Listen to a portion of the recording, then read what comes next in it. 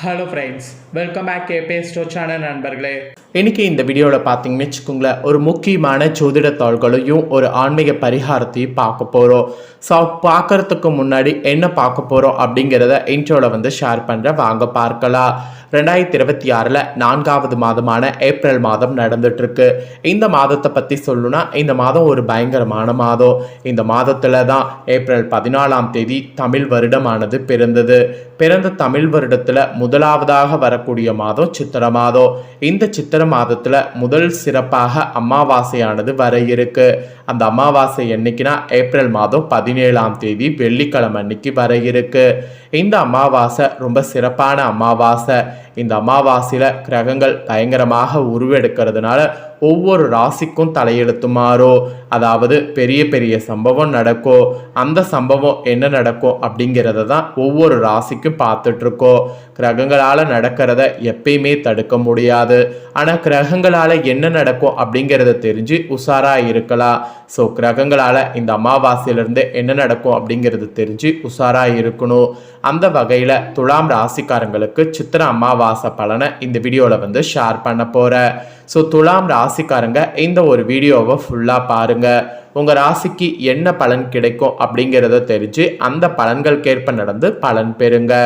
அதோடு இந்த அமாவாசை சித்திர மாதத்தில் வரக்கூடிய அமாவாசை. சித்திர மாதத்தில் வரக்கூடிய பௌர்ணமி எப்படி சித்ரா பௌர்ணமி என்று சிறப்பாக அழைக்கப்படுதோ அதே போல் சித்திரையில் வரக்கூடிய அமாவாசை சித்ரா அமாவாசை என்று சிறப்பாக அழைக்கப்படுது. இந்த அமாவாசையில் ஆன்மீக ரீதியாக இந்த ஒரு பரிகாரம் செய்தால் உங்களுக்கு அதிர்ஷ்டமானது கொட்டுன்னு கொட்டோ. ஸோ அதிர்ஷ்டம் கொட்டுவதற்கு பரிகாரம் என்ன செய்யணும் அப்படிங்கிறத ஃபஸ்ட்டு உங்கள் ராசிக்கு ஷேர் பண்ணுறேன். முதல்ல பரிகாரத்தை இந்த வீடியோவில் தெரிஞ்சுக்குங்க. அதுக்கப்புறமேட்டு பலன்களை உங்கள் ராசிக்கு அதிரடியாக இந்த வீடியோவில் பார்க்கலாம். ஸோ முதல்ல பரிகாரத்தை வாங்க பார்க்கலாம். சித்திர மாதத்தில் அமாவாசை தினமானது 17/4/2026 வெள்ளிக்கிழமை வர இருக்கு. இந்த வெள்ளிக்கிழமை வரக்கூடிய அமாவாசை திதியை சரியாக பயன்படுத்தினால் உங்களுடைய வாழ்க்கையில் இருக்கக்கூடிய தீராத பிரச்சனையை சுலபமாக தீர்த்து விடலாம். அதற்கான ஒரு எளிய பரிகாரத்தை தான் இந்த வீடியோவில் சொல்ல போகிறேன். இந்த பரிகாரம் செய்ய ஒரு முக்கியமான பொருள் கொண்டு நீங்கள் முன்கூட்டியே வீட்டில் வைக்க வேண்டும். அதற்காக தான் முன்கூட்டியே இந்த பரிகாரம். இந்த பரிகாரத்திற்கு நமக்கு தேவையான பொருள் ஒரே ஒரு பண ஓலை. கிராமப்புறங்களில் இது சுலபமாக கிடைத்துவிடும். நீங்கள் நகர்ப்புறங்களில் இருந்தால் யாரிடமாவது சொல்லி இந்த பண ஓலையை அமாவாசைக்குள் கொண்டு உங்களுடைய வீட்டில் வைங்க. அமாவாசை அன்னைக்கு பரிகாரம் செய்ய வசதியாக இருக்கும். அமாவாசை அன்னைக்கு உங்களுடைய முன்னோர்கள் திதி தர்ப்பண படையல் வழிபாடுகள் எல்லாம் ஃபஸ்ட்டு முடித்திடுங்க.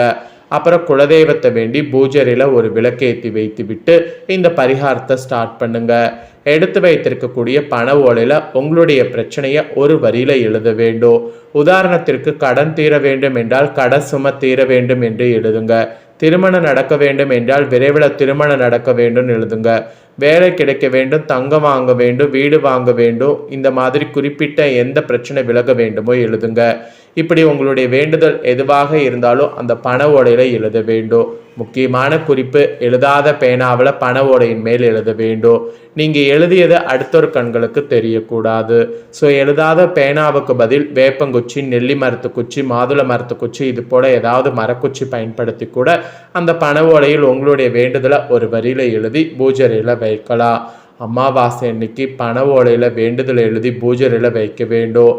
அடுத்த 15 நாட்கள் அந்த ஓலை பூஜையிலே இருக்க வேண்டும். அடுத்து சித்ரா பௌர்ணமி திதி வரும். அந்த நாளில் அந்த பண ஓலையை எடுத்து நிலைவாசலில் கட்ட வேண்டும். மீண்டும் 15 நாட்கள் அந்த பண ஓலை உங்கள் வீட்டு நிலைவாசலில் இருக்க வேண்டும். மீண்டும் வரக்கூடிய அடுத்த அமாவாசை நாளில் இரவு 9 மணிக்கு மேல் அந்த பண ஓலையை எடுத்து வீட்டுக்கு வெளியே நெருப்பில் கொளுத்து விட வேண்டும்.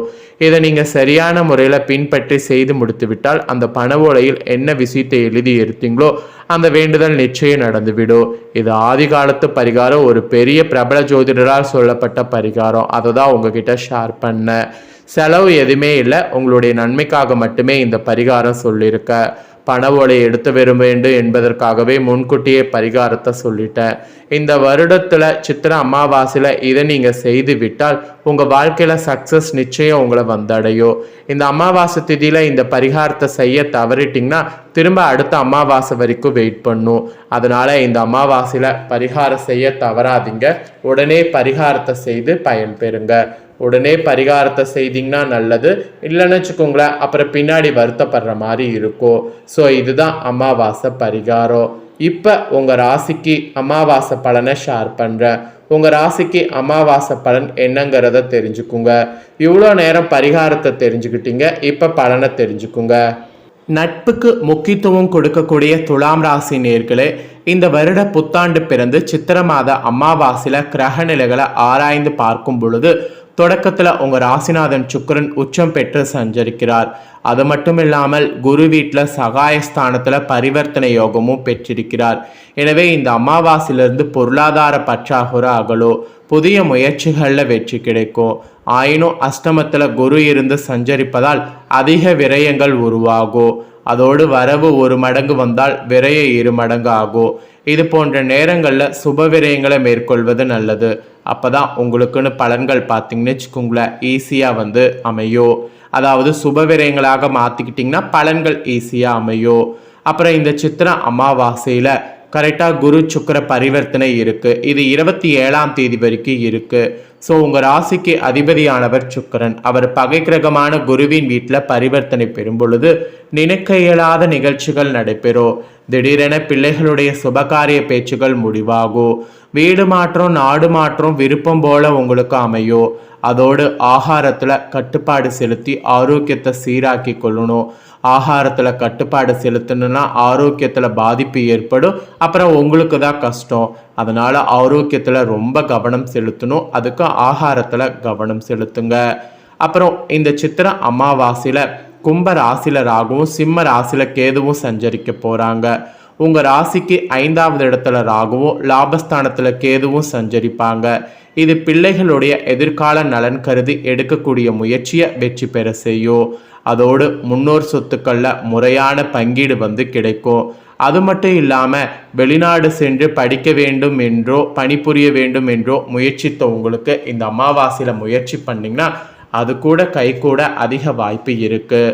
அதோடு மாற்று இனத்தவர்களுடைய ஒத்துழைப்போடு கூட்டு முயற்சியில் இருந்து விலகி தனித்து இயங்க முற்படுவது உங்களுக்கு சாத்தியமாகும். அதுவும் பொது வாழ்வில் ஏற்பட்ட வீண் பழிகள் அகலும். ஆயினும் அனுகூல தலங்களுக்கு சென்று முறையாக சர்ப்ப கிரக வழிபாடுகளை மேற்கொண்டால் தடைகள் தானாக இந்த அமாவாசையில் விலகும். ஸோ தடைகள் தானாக விலக இந்த அமாவாசையில் அந்த வழிபாடு செய்ய மறக்காதீங்க.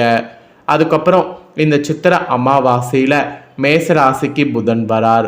உங்கள் ராசிக்கு 9, 12 ஆகிய இடங்களுக்கு அதிபதியான புதன் சப்தமஸ்தானத்து வருவது நன்மைதான். அங்குள்ள சூரியனோடு இணைந்து புதத்திய யோகத்தை உருவாக்கிறார். கணவனும் மனைவியும் வேறு வேறு இடங்களில் பணிபுரிந்து கொண்டிருந்தால் இப்போது இடமாற்றம் கிடைத்து ஒரே இடத்துல பணிபுரிய வாய்ப்பு உருவாகும். அதோடு கல்யாண முயற்சிகள்லாம் கைகூடும். கட்டிடம் கட்டி முடித்து கிரக பிரவேசம் வைப்பது போன்ற வாய்ப்புகள் கூட அமையும். இந்த அமாவாசையில் இந்த மாதிரி வாய்ப்புகள் உங்களுக்கு சட்டென அமையுங்க. அப்புறம் ஃபைனலாக இந்த சித்திரை அமாவாசையில் மிதுன ராசிக்கு குரு செல்கிறார். அவருடைய பார்வை பலனால் உங்கள் ராசி புனிதமடைகிறது. எனவே தொட்டது துளங்கும். தொழிலில் முன்னேற்றங்கிறது ஏற்படும். உறவினர்கள் வகையில் மனக்கசப்பு மாறி மகிழ்ச்சியோடு உதவி செய்வாங்க. கொடுத்த பணம் குறிப்பிட்டபடி சேரும். உடல்நலம் சீராகி உற்சாகத்தோடு இயங்குவீங்க. வரன்கள்லாம் வாசல் தேடி வரும். பிள்ளைகளுக்கு வேலை கிடைத்து உதவி வருமானங்கள் வரும். நல்ல சந்தர்ப்பங்களை சந்திக்கக்கூடிய நேரம் இது. அதனால் அந்த சந்தர்ப்பங்களை நல்லா பயன்படுத்திக்குங்க. ஆக மொத்தம் இந்த அமாவாசையில் உங்கள் ராசிக்காரங்களுக்கு பொது வாழ்வில் இருக்கிறவங்களுக்கு அதிகார அந்தஸ்து கிடைக்கும். வியாபாரம் மற்றும் தொழில் செய்பவர்களுக்கு வாடிக்கையாளர்களுடைய எண்ணிக்கை உயரும். உத்தியோகத்தில் உள்ளவர்களுக்கு கேட்ட சலுகைகள் கிடைக்கும். மாணவ மாணவிகளுக்கு படிப்பில் கவனம் அதிகரிக்கும். கலைஞர்களுக்கு புதிய பாதை புலப்படும். பெண்களுக்கு சுப செய்தி சேரும். பொருளாதாரத்தில் நிறைவுங்கிறது ஏற்படும். ஸோ இதுதான் உங்களுக்கான பலன்கள். உங்களுக்கான பலன்கள் என்னங்கிறத தெளிவாக இந்த வீடியோவில் சொல்லிட்டேன். சொன்னதை தெரிஞ்சிருப்பீங்க. தெரிஞ்சதுக்கேற்ப நடந்து பயன்பெறுங்க. இதை உங்கள் ஃப்ரெண்ட்ஸ் ஃபேமிலியில் இருக்கிறவங்களும் பார்த்து பயன்பெறணும்னு நினச்சிங்கன்னா வீடியோ லைக் பண்ணி ஷேர் பண்ணுங்கள். ஏன்னா உங்கள் ஃப்ரெண்ட்ஸ் ஃபேமிலியில் இருக்கிறவங்களும் உங்களை போல துலாம் ராசிக்காரங்க இருப்பாங்க. அவங்களும் இந்த முக்கியமான பலன்கள் பரிகாரங்கள் தெரிஞ்சு இதற்கேற்ப நடந்து பயன்பெறட்டும். இதே போல் புதிய அப்டேட்டான நிறைய வீடியோ நம்ம சேனலில் போடப்படும்.